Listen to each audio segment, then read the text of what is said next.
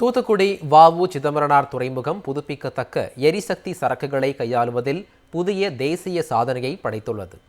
தூத்துக்குடி வ.உ.சி. துறைமுகத்திற்கு சீனாவின் சின்சோ துறைமுகத்திலிருந்து MV4 ரன் ஜியூசோ என்ற கப்பல் மூலம் கொண்டுவரப்பட்ட தலா 76 மீட்டர் நீளமுள்ள இந்த 147 இறக்குகளும் மார்ச் 8ஆம் தேதி வெற்றிகரமாக இறக்கப்பட்டது. இந்தியாவிலேயே முதல் முறையாக ஒரே கப்பலில் இருந்து 147 காற்றாலை இறக்குகள் மற்றும் அதன் உதிரி பாகங்களை கையாண்டு தூத்துக்குடி வ.உ. சிதம்பரனார் துறைமுகம் வரலாற்று சாதனை நிகழ்த்தியுள்ளது. இதற்கு முன்பு கடந்த 2025ஆம் ஆண்டு நவம்பர் 21ஆம் தேதி ஒரே கப்பலில் 103 காற்றாலை இறகுகளை கையாண்டதே சாதனையாக இருந்தது. தற்போது அந்த சாதனையை வ.உ.சி. துறைமுகம் முறியடித்துள்ளது. இந்த நிதியாண்டில் பிப்ரவரி 2026 வரை வ.உ.சி. துறைமுகம் மொத்தம் 4211 காற்றாலை இறகுகளை கையாண்டுள்ளது.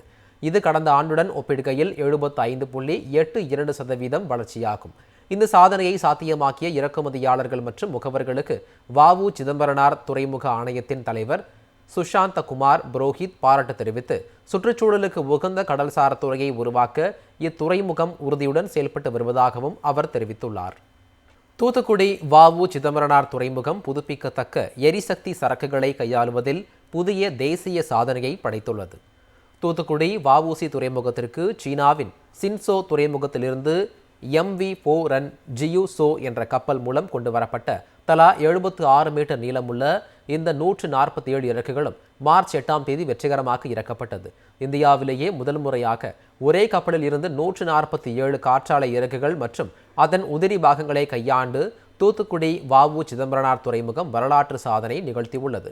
இதற்கு முன்பு கடந்த 2025ஆம் ஆண்டு நவம்பர் 21ஆம் தேதி ஒரே கப்பலில் 103 காற்றாலை இறகுகளை கையாண்டதே சாதனையாக இருந்தது. தற்போது அந்த சாதனையை வ.உ.சி. துறைமுகம் முறியடித்துள்ளது. இந்த நிதியாண்டில் பிப்ரவரி 2026 வரை வ.உ.சி. துறைமுகம் மொத்தம் 4211 காற்றாலை இறகுகளை கையாண்டுள்ளது. இது கடந்த ஆண்டுடன் ஒப்பிடுகையில் 75.82% வளர்ச்சியாகும். இந்த சாதனையை சாத்தியமாக்கிய இறக்குமதியாளர்கள் மற்றும் முகவர்களுக்கு வ.உ. சிதம்பரனார் துறைமுக ஆணையத்தின் தலைவர் சுஷாந்த குமார் புரோஹித் பாராட்டு தெரிவித்து, சுற்றுச்சூழலுக்கு உகந்த கடல்சார் துறையை உருவாக்க இத்துறைமுகம் உறுதியுடன் செயல்பட்டு வருவதாகவும் அவர் தெரிவித்துள்ளார்.